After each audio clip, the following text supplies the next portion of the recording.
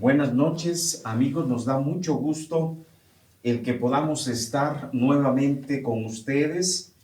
Estamos ya en los últimos temas de Plan de Vida. Son 3 temas los que nos están faltando. Este se llama Echa tu pan sobre las aguas. El nombre pareciera de entrada difícil de entender, pero precisamente el espíritu del tema tiene que ver con el nombre. Vamos a entender que se refiere, y lo hemos estado buscando en algunos comentarios, y hay una referencia a qué quiso decir Salomón cuando nos escribe este texto. Entonces estamos ya para terminar Plan de Vida. Lo que hemos querido a través de estos temas es llevarlos a valorar la importancia de su vida y cómo a manera de rompecabezas con cada uno de los temas van ustedes ensamblando esa parte, esa área que su vida necesita fortalecer. Estuvimos hablando acerca de un tema pues muy estructural la semana pasada y decíamos tenía que ver con la destrucción del pecado. Hoy el enfoque es más hacia afuera, no es un enfoque tanto hacia adentro, y es parte de lo que el predicador también nos quiere estar mostrando. Entonces, echa tu pan sobre las aguas. La imagen que ahí vemos tiene que ver con trigo, tiene que ver con pan, y es parte precisamente del tema. Dice Eclesiastés 11, versículo 1, dice de la siguiente manera, dice el predicador: echa tu pan sobre las aguas, porque después de muchos días lo hallarás. Ahora, les voy a leer un poquito más de este capítulo, del capítulo 11 de Eclesiastés, y vamos a ver en qué contexto él nos está dando este principio de vida y entonces a qué se está refiriendo. Porque dice: reparte a 7 y aún a 8, porque no sabes el mal que vendrá sobre la tierra. Si las nubes fueren llenas de agua, sobre la tierra la derramarán, y si el árbol cayere al sur o al norte, en el lugar que el árbol cayere, allí quedará. El que al viento observa no sembrará, y el que mira a las nubes no segará. Como tú no sabes cuál es el camino del viento, o cómo crecen los huesos en el vientre de la mujer encinta, así ignoras la obra de Dios, el cual hace todas las cosas. Este versículo es muy importante entenderlo para poder también entender el tema del cual estamos hablando, porque dice: como tú no sabes cuál es el camino del viento, o cómo crecen los huesos en el vientre de la mujer encinta, así ignoras la obra de Dios, el cual hace todas las cosas. ¿Esto qué significa? Significa que sobre nuestra vida, sobre nuestras circunstancias, hay una providencia, y esa providencia significa que el Dios Todopoderoso tiene control no solamente de su propia creación. ¿Por qué nosotros podemos levantarnos y tener un sol que nos alumbre? ¿Por qué podemos nosotros levantarnos y decir como Jeremías: nuevas son cada mañana tus misericordias? Porque el Dios Todopoderoso tiene un efecto que hace que su providencia sustente todas las cosas de su creación y nada falle. Pero dentro de esa creación estás tú también. Y entonces Él está teniendo también, aunque tú no lo veas, porque tú no ves cómo los huesos van creciendo en un vientre, aunque tú no lo veas, así es la obra de Dios. Entonces, esta parte es crucial para nosotros entender el pasaje. Dice, por la mañana siembra tu semilla y a la tarde no dejes reposar tu mano, porque no sabes cuál es lo mejor, si esto o aquello, o si lo uno y lo otro es igualmente bueno. Suave ciertamente es la luz y agradable a los ojos ver el sol. Esta frase también es muy importante y tiene que ver con lo que ya hablamos de en todo tiempo sean blancos tus vestidos, porque dice, suave ciertamente es la luz y agradable a los ojos ver la luz.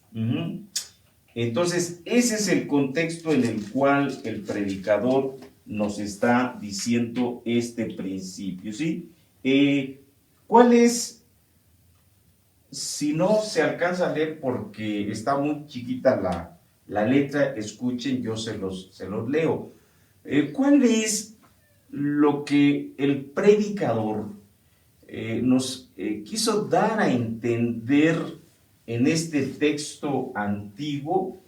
Que esta imagen que él tiene de echa tu pan sobre las aguas se refiere a lo que pasaba en el antiguo Egipto, ¿sí? En el antiguo Egipto, el río Nilo, y todavía cada año se desbordaba. De hecho, si ustedes ven en la historia, la primer gran hambre que sucedió de magnitudes importantes está registrada cuando no hubo esos desbordamientos del río Nilo y entonces no hubo esa producción y esa productividad que se esperaba. Entonces, y la palabra nos los dice, todo lo que era alrededor del río Nilo era muy rico. Y entonces venían estos desbordamientos del río y entonces esto permitía que la gente pudiera anticipar una siembra y no tenerse que esperar a que estuvieran ya el tiempo de las lluvias, sino que con esa lluvia lo pudiera hacer. Entonces, cuando estas aguas empezaban a decrecer, es cuando entonces los egipcios aventaban los granos de trigo y parecía que se quedaban ahí sumergidos, parecía que se quedaban ahí sin verlos. Sin embargo, ¿cuál era la sorpresa? Que cuando esa agua descendía, ya venía una cosecha importante. Y bueno, los que vivimos del campo sabemos lo importante que es simplemente 15 o 20 días ganarle a una fecha de siembra. ¿Por qué? Pues porque cuando vienen las heladas y no se sembró en los tiempos justos, pues simplemente la cosecha se pierde. Entonces, cuando esto finalmente se veía y esa gran siembra empezaba ya a emerger y a notarse, pues esto presagiaba que iba a ser un año muy bueno de cosechas. Pero tenía que haber la confianza, tenía que haber esa fe de las personas en decir, tengo que hacerlo, tengo que sembrar, no sé, ¿por qué? Porque seguramente hubo años en los cuales se aventó la semilla y finalmente no coincidió ello con las lluvias y entonces se perdió toda esa inversión. Pero si hay alguien que todos los años tiene la expectativa de que va a producir eso, y son los agricultores. Entonces, por eso Salomón utiliza esa imagen y entonces dice, echa tu pan sobre las aguas porque después de un tiempo tú lo observarás y después de un tiempo lo hallarás. Entonces, esa es la imagen. Él utiliza la palabra grano en sustitución o en equivalencia a lo que es pan. El pan a la equivalencia de grano. Echa tu pan sobre las aguas, ¿ok?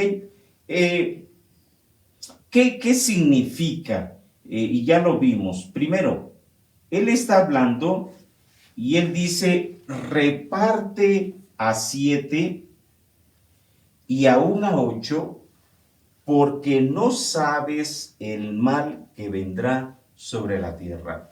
Esto es muy interesante, él ahí nos está dando un principio. Él dice, mira, yo he visto muchas historias debajo del cielo.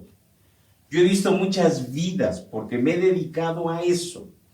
Y yo te puedo decir que hay personas, hay familias que pareciera que nunca van a necesitar. Pareciera que tienen todo. Sin embargo, de la noche a la mañana esa situación se viene abajo. Y entonces dice el predicador, si tú tienes, si por alguna razón Dios te ha dado de más, reparte a 7 y aún a 8, porque no sabes el mal que vendrá a la tierra y no sabes si ese mal te pudiera alcanzar a ti. Y entonces este es un principio de vida, lo que el predicador nos está a través de este tema y mucho en los tiempos actuales es llevando a ese pensamiento. Hoy nuestra plenitud no está centrada en nosotros mismos, está centrada en trabajar, es cierto, en nuestra vida, pero tenemos que tener una ventana al mundo, a las necesidades, a nuestra familia, a los que están alrededor de nosotros, porque en la medida que nosotros servimos para servir, automáticamente, decía una frase, vive para servir porque entonces sirves para vivir. Y entonces ahí está lo que el predicador nos está queriendo decir. También dice algo que es muy importante. Dice, si las nubes fueran llenas de agua, sobre la tierra la derramarán. Esto es muy profundo en sabiduría, porque el predicador nos está diciendo que finalmente todo está relacionado porque vivimos en una tierra, en un mundo, y quizás tú no miras lo que estás haciendo hacia alguien y cómo eso no solamente a ti después en años te pudiera ser útil, sino cómo se multiplica. La otra vez yo vi un video que me impresionó mucho porque una persona convoca, eran como 20 personas diferentes, y las personas no sabían por qué los estaban convocando, y entonces pues difícilmente se saludaban, salvo que pues estamos aquí, y bueno, se saludaban así, ¿no? Pero cuando la coordinadora de este evento le dice a la primera persona que pase al frente y le dé gracias a aquella persona que cuando sus padres llegaron como inmigrantes a esa ciudad, y por eso ella estaba hoy viva, le diera las gracias, pues cuál fue la sorpresa de esta chica y de la otra persona. Pero lo más interesante de la historia, y no puedo narrar toda, es que esas 20 personas, todas estaban relacionadas por alguna razón. Porque dice el predicador, si las nubes fueran llenas de agua, sobre la tierra la derramarán. O sea, lo que tú hagas, por mínimo que sea hacia afuera, va a ser de gran bendición, va a cambiar vidas, aunque tú no lo puedas ver.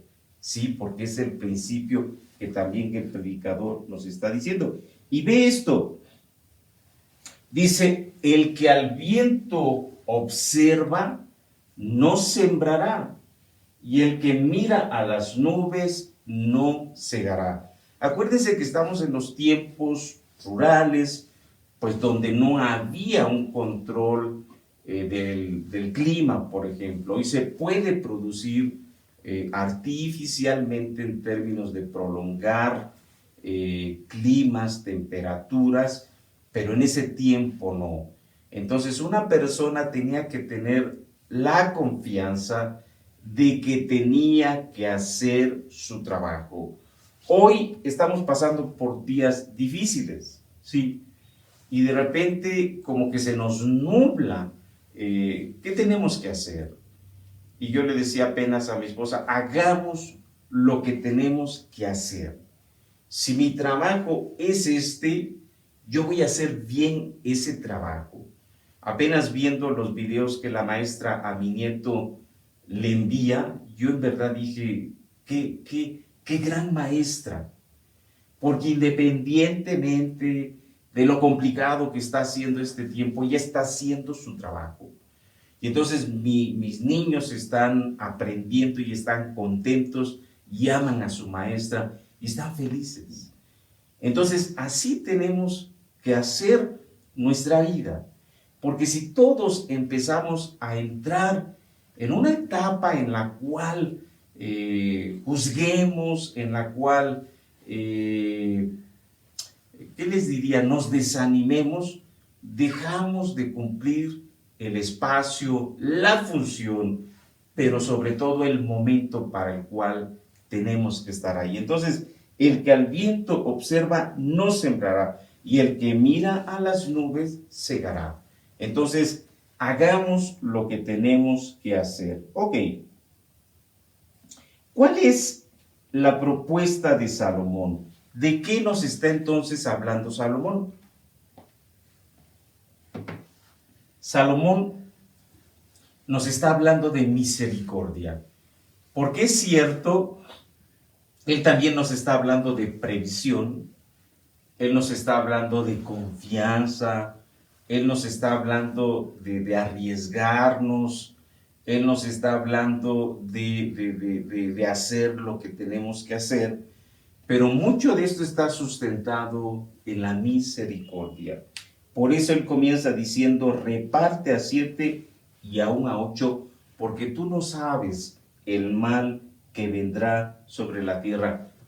Ustedes véanlo, estamos siendo una generación histórica, porque estamos viviendo una situación que cada 100 años se presenta en términos de la pandemia que estamos viviendo. Y es cierto, es histórico, pero para muchos está siendo muy, muy complicado. No todos están teniendo esa visión, esa fortaleza, esos recursos y esa salud para salir adelante. Entonces, así como estas situaciones, muchas de todos los días pueden venir a nuestra vida. Entonces, hay que trabajar por la misericordia. Y ya lo mencioné alguna vez, y en este contexto lo vuelvo a mencionar, porque en Mateo 5, donde se nos está hablando acerca de las bienaventuranzas, en el capítulo 7, en el versículo 7, en la parte A, dice así, bienaventurados los misericordiosos, porque ellos alcanzarán misericordia. Quizás a ti no te ha pasado, a mí sí. Yo me considero una persona, pues, me considero una persona que estoy siempre a la disposición de alguien, y en verdad me he llevado muchas sorpresas en la vida. ¿Por qué? Porque aquello que yo hice sin interés alguno, ¿cuál es mi sorpresa cuando años más adelante, cuando yo estoy en esa necesidad, entonces viene a mí esa misericordia? Entonces, bien interesante lo que dice Jesús en las bienaventuranzas, porque dice, bienaventurados los misericordiosos, porque ellos alcanzarán misericordia. O sea, la misericordia es como un boomerang que tú lanzas y te va a regresar tarde o temprano. Y entonces es muy hermosa la vida cuando tú vas caminando de esa manera. Y déjame decirte que no se requieren muchas veces cosas tan complicadas para hacer misericordia. El que una persona ese día no tenga para comer y tú le puedas llevar una torta muy rica y tu compañía es lo más en ese momento importante que estés haciendo. Muchas veces los creyentes, los que creemos en Dios, a veces decimos, bueno, al menos voy a orar por ti. Oye, eso es lo más importante. ¿Por qué? Porque está diciendo el predicador que como tú no sabes el camino del viento ni los huesos en la mujer encinta, así es la obra de Dios. O sea, tú haz lo que te corresponde y lo demás déjaselo a Dios. Entonces, si tú eres un hijo de Dios y sabes que tienes acceso al Dios Todopoderoso a través de tus oraciones, oye, lo más importante que puedes hacer por esa persona es orar a Dios, es clamar a Dios por él, es hablarle, es decirle, oye, estoy contigo, déjame leerte una parte de la Escritura. Entonces, así es la misericordia. Hay una película, te recomiendo, la puedes buscar, se llama Cadena de Favores. Y lo que ilustra esta película es este principio, o sea, es una cadena de favores la que se va tejiendo con cada misericordia que tú haces, ¿sí? Y lo que ya dije, es una misericordia la cual actúa como un boomerang, va a regresar cuando más lo necesitemos. Cuando tienes tiempo en tu vida y cuando tu decisión de vida ha sido no buscar las grandes riquezas, no afanarte por lo material, seguramente vas a necesitar en ciertos periodos de tu vida ayuda. Y es hermoso cuando tú puedes esto verlo en ti. Y hay muchos casos personales de mucha gente, de cómo Dios obra. Una vez va nuestro Señor Jesucristo con sus discípulos, ven a un ciego de nacimiento y los discípulos le dicen a Jesús, Señor, ¿quién pecó? ¿Este o sus padres? Porque la tradición decía que cuando alguien nacía ciego de nacimiento, era porque sus padres habían sido pecadores o algo él había hecho aún desde el vientre de su madre. Y vean la respuesta de Jesús. La respuesta de Jesús fue, ni él ni sus padres pecaron. Más bien para que las obras de Dios se cumplan en su vida. Qué preciosa manera de ver la vida. Y así lo dijo un genio. Dice, tú puedes caminar por la vida pensando que nada es un milagro, o puedes caminar por la vida pensando que todo es un milagro. Entonces, tendríamos que estar pensando de esa manera porque así es como Dios actúa. Y finalmente, esto es muy, muy importante, es una misericordia que solo puede entenderse conociendo a Dios. Es cierto, hay personas que humanamente llegan a ser grandes personas, pero cuando nosotros conocemos a Dios y entendemos la misericordia que Él ha tenido para nosotros, podemos entender realmente la misericordia. ¿Sabes por qué? Porque la misericordia no es que tú hagas algo por alguien. La misericordia es que tú, porque Dios ha sido misericordioso contigo, estás en esa necesidad de retribuir lo que has recibido. No es porque te ha ido muy bien en la vida, no, más bien es porque Dios ha sido misericordioso contigo y entonces necesitamos retribuir. Hay una parábola que Jesús le dice a sus discípulos acerca de dos siervos. Un siervo que le debía a su dueño 10,000 talentos. 10,000 talentos por 600 denarios eran años de vida que ni él ni su familia trabajando los podrían pagar. Eran como 10,000 años de vida, o sea, era imposible pagar esa deuda. Y dice la palabra que el dueño, que es Dios, es una parábola, el dueño le perdona a este siervo esa deuda impagable, que no tenía no eran 10,000, eran muchos, 300, no me acuerdo, pero eran muchos años, vamos, eran más de 1000 años, no podía pagarlos. Sin embargo, ese siervo va por el camino, ya que le perdonan la deuda, y encuentra a un consiervo que a él le debe 100 denarios. 100 denarios eran 100 días de trabajo, era fácil pagarlos, o no fácil, pero no eran impagables. Y entonces él le cobra a este consiervo, el consiervo le dice, ten misericordia de mí, y él le dice, no, o me pagas o te meto a la cárcel, y empieza a obligarlo a que le pague. Cuando el dueño, el señor, escucha lo que hizo este siervo ingrato, lo manda a llamar cuentas y le dice, oye, ¿cuánto te perdoné yo a ti? ¿Y no fuiste capaz de tener misericordia de esa persona? Pues por ello ahora vas a pagar todo lo que debes. ¿Sabes? Eso significa lo que Dios ha pagado por ti, impagable, impagable. Y cuando tú entiendes eso, tú dices, ¿quién soy yo para no tener misericordia de mi esposa? ¿Quién soy yo para no tener misericordia de mi hijo? ¿Quién soy yo para no tener misericordia de mi vecino? Entonces, ¿entiendes? La misericordia, no el humanismo, la podemos entender cuando entendemos lo que Dios ha hecho por nosotros. Y fíjate, dice el Salmo 23, es un salmo maravilloso, porque habla de Dios como nuestro pastor. Y fíjate lo que dice David en el versículo 6 al final del Salmo. Dice, ciertamente el bien y la misericordia me seguirán todos los días de mi vida, y en la casa de Jehová moraré por largos días. ¿Sabes cuál es la ilustración correcta de este pasaje? Que el bien y la misericordia son como dos perros de caza, son como dos sabuesos que Dios ha soltado y siempre te van a alcanzar.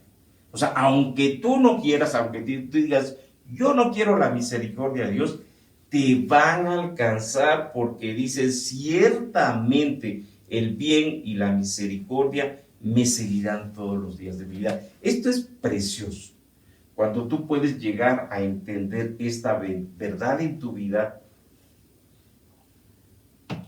cuando tú puedes disfrutar esta verdad sobre tu vida, es muy diferente como tú te relacionas con los demás. Porque dices, ¿quién soy yo para tener esto que he recibido? Lo que menos puedo es yo quedármelo y no llevarlo a otros. Hay un pasaje en la Biblia, se llama el sitio de Samaria. Está todo Samaria sitiada por un ejército, pero ellos no saben que ese ejército ya se fue porque Dios los confundió y se fueron. Y accidentalmente, aunque aquí no hay accidentes, es Dios el que lo hace, accidentalmente estas personas, estos leprosos que vivían fuera de la ciudad, ya estaban para morir. Entonces dicen, oye, si nos quedamos aquí vamos a morir. Y si vamos al campamento de los sirios, dice, pues seguramente nos van a quitar la vida o no la perdonen. Vamos. ¿Y cuál es su sorpresa? Que cuando llegan, el campamento está vacío, hay un montón de cosas y de comida porque Dios los confunde y se van y dejan todo. Y entonces ellos empiezan como locos a comer lo que había, pero ve lo que uno le dice al otro, le dice, oye, estamos haciendo mal, porque hoy es un día de buena noticia y nosotros estamos aquí sin llevarla al pueblo. Y él dice, nuestro pecado nos puede alcanzar, vayamos y compartamos esta gran noticia. Bueno, esa es la misericordia, cuando tú entiendes que Dios ha hecho por ti lo más hermoso, que es comprarte, perdonarte y darte una nueva vida, y entonces eso te lleva a que seas misericordioso con los demás. Ok, ¿Cuál es nuestro proceso de aprendizaje? Bueno, tenemos que pensar primeramente en nuestra familia. Ustedes lo saben, hay un refrán que dice, candil de la calle, obscuridad de la casa. Entonces, donde nosotros tenemos que comenzar haciendo misericordia es con nuestra familia. Porque ellos son los que realmente ven hasta dónde estamos siendo congruentes con lo que hacemos o con lo que decimos. Entonces tengo que interesarme por mi familia. Si yo por alguna razón tengo un padre que he olvidado, tengo que buscarlo. Muchas veces se nos olvida, en verdad, a los padres a veces los buscamos solamente para que sustenten nuestras necesidades, pero nunca para buscarlos como amigos.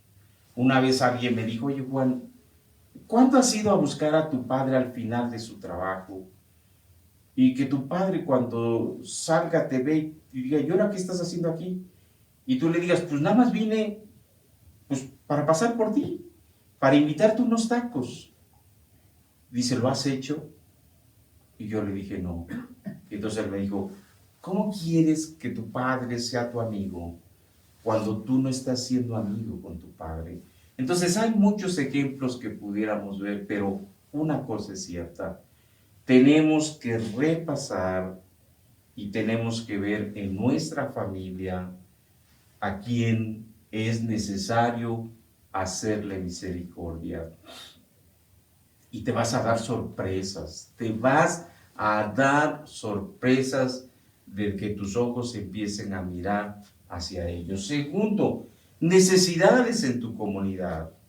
Hay necesidades en tu comunidad, seguramente hoy muchas.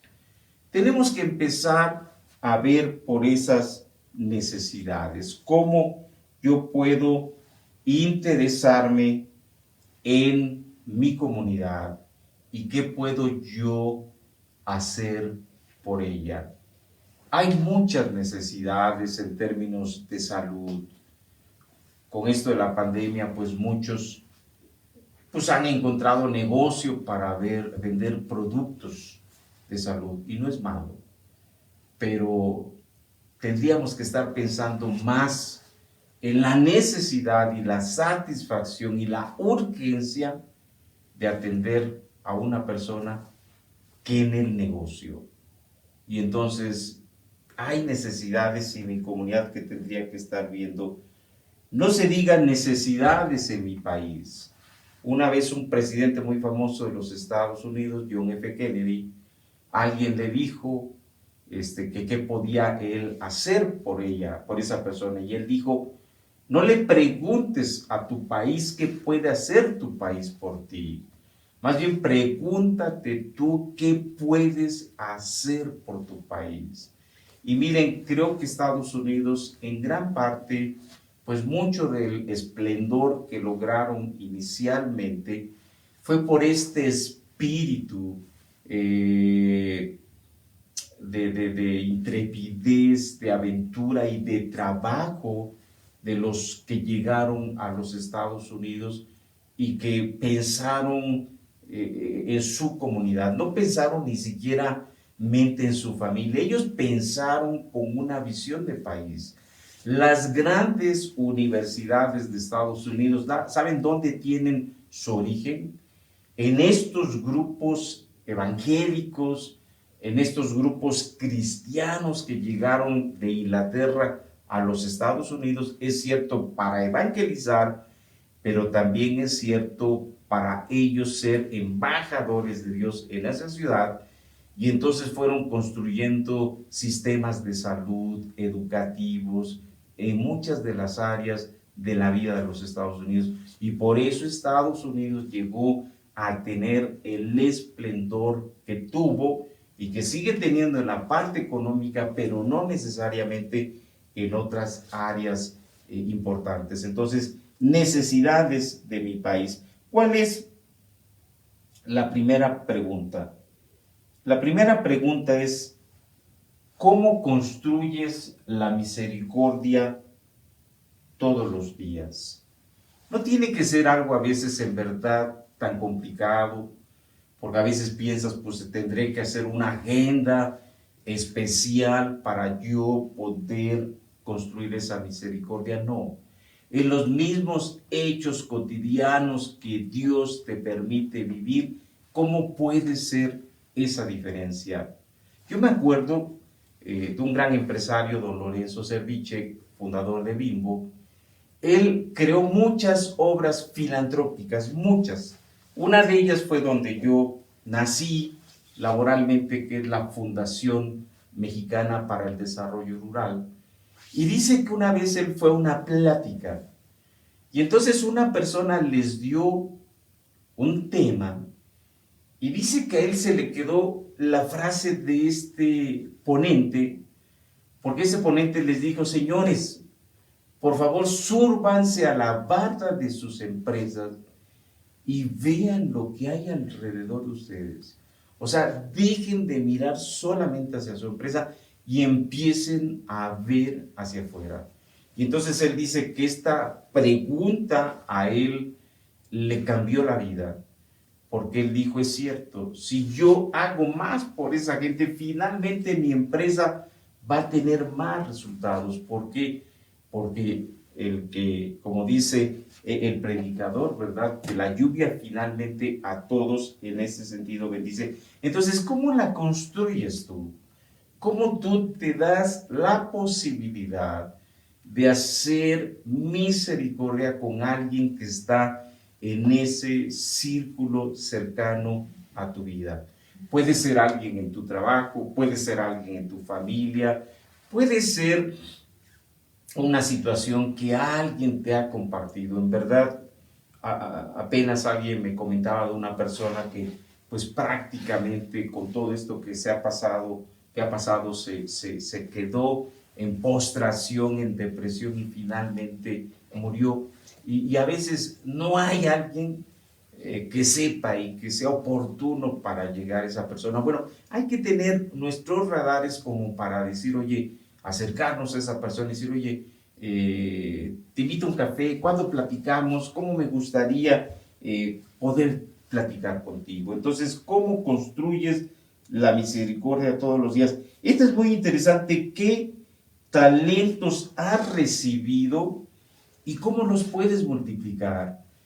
Me acuerdo mucho cuando fue el último temblor grande en los Estados, aquí en México, perdón, el primero en 1985, pero el último fue en el 2017, ¿no? Y vean ustedes los documentales que hay, pero es impresionante el de un chico, ¿no? Un chico universitario que ya se iba porque tenía que buscar a familiares, pero de repente él, viendo el caos que había en la ciudad, se regresa rápidamente a su casa, a su lugar de trabajo, y rápidamente él diseña. Yo creo que pues ahí lo menciona, no se llevó ni una hora quizás, en todo su talento rápido meterlo a la computadora y diseñar un sistema de rastreo que dijera dónde había necesidades y si se estaban satisfaciendo o no en términos de gente, de insumos, en fin. Bueno, ni siquiera él se imaginó el alcance de esa herramienta que él diseña, la sube a la plataforma, la gente la empieza a utilizar y a recomendar, y al rato eran millones, literalmente millones de personas que daban gracias por esa herramienta. Entonces, ¿qué talentos tienes? A lo mejor tu talento es tecnológico, tu talento es gastronómico, tu talento, no sé.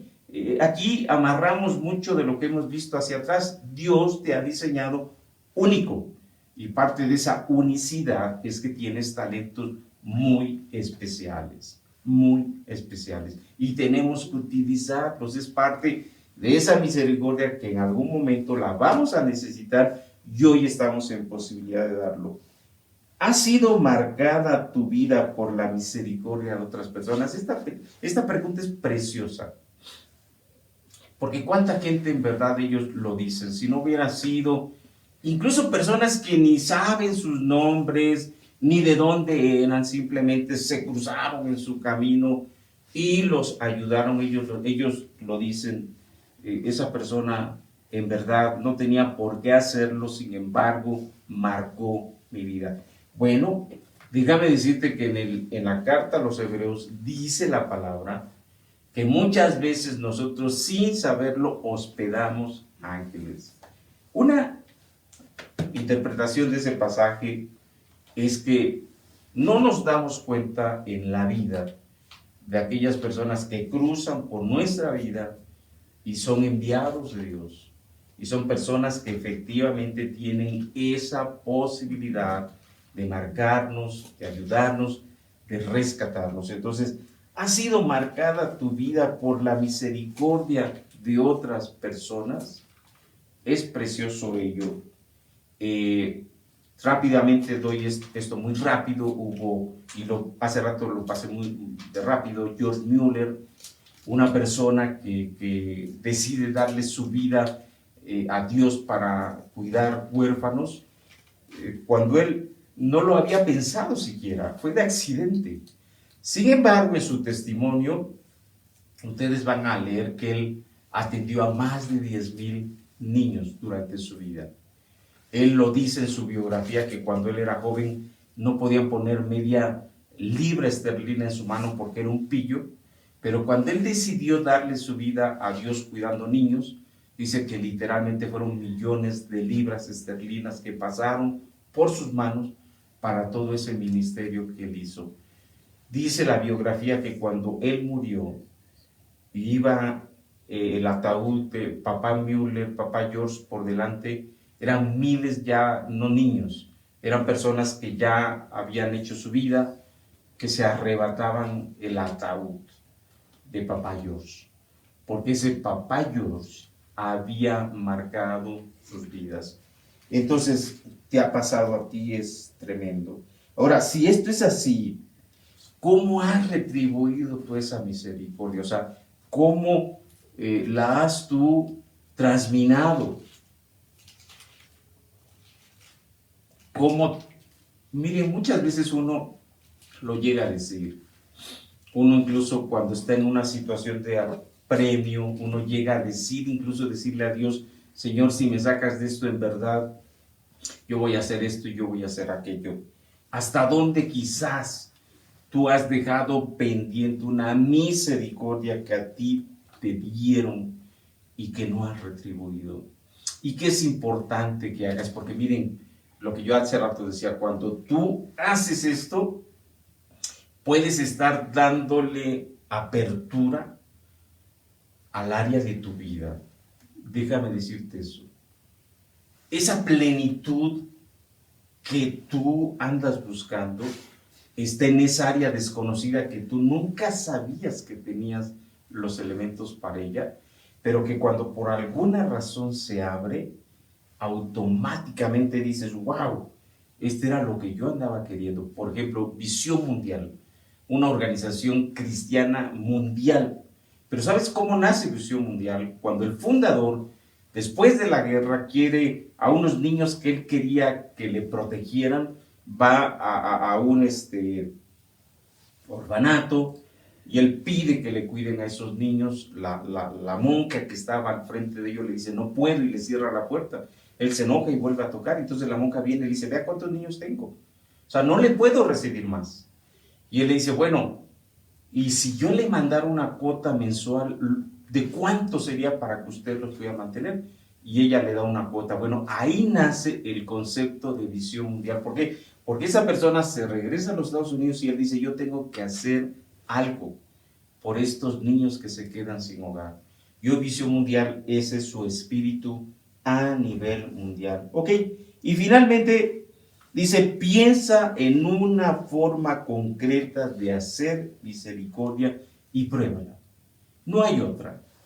Tienes que pensar algo, por sencillo que sea, pero probarlo. Decir, hoy voy a hacer esto, lo he pensado y de qué manera lo voy a hacer, pero lo voy a probar. Y yo te puedo decir que en verdad muchas cosas interesantes pasan en ello. De entrada tú dejas de pensar que tu problema es el más grande del mundo. Y te das cuenta que no es cierto. Hay gentes que realmente tienen problemas mucho más difíciles que tú y no se están cortando las venas. Muchas veces cuando nos ensimismamos tanto, esto lo que produce es eso, ¿no? Y a veces pensamos que es muy difícil la situación que estamos teniendo, pero no es tanto eso, ¿no? Sino que a veces no nos damos cuenta en el mundo que estamos viviendo. Entonces, ese es el tema. Echa tu pan sobre las aguas. Es un tema diferente, es un tema hacia afuera, pero es un tema muy importante en nuestro tiempo, muy importante para nuestro país, definitivamente muy importante para nuestro mundo. Que te pueda ser útil, que en verdad le veas una aplicación a tu vida y tengas ese privilegio de hacer misericordia. Y vas a estar abriendo una ventana a aspectos que quizás ya has hecho, o no en esa intensidad, o no los habías hecho. Muchas gracias. Nosotros somos Vida y Comunidad. Nos faltan 2 temas. El siguiente tema es un tema muy importante, los años sin contentamiento, y tiene que ver sobre nuestra vejez. Te vas a dar cuenta cómo el predicador, exactamente al cierre de su libro, Eclesiastés, hace toda una alegoría en relación a la vejez. Gracias a Dios por aquellos que hoy tengan pocos años, porque entonces tienen mucho tiempo para prepararse. Y por los que les tengan más, también siempre será importante estar trabajando en nuestros últimos años. Entonces, muchas gracias, buenas noches, nos vemos la próxima semana, viernes a las 8 de la noche. Muchas gracias. Buenas noches.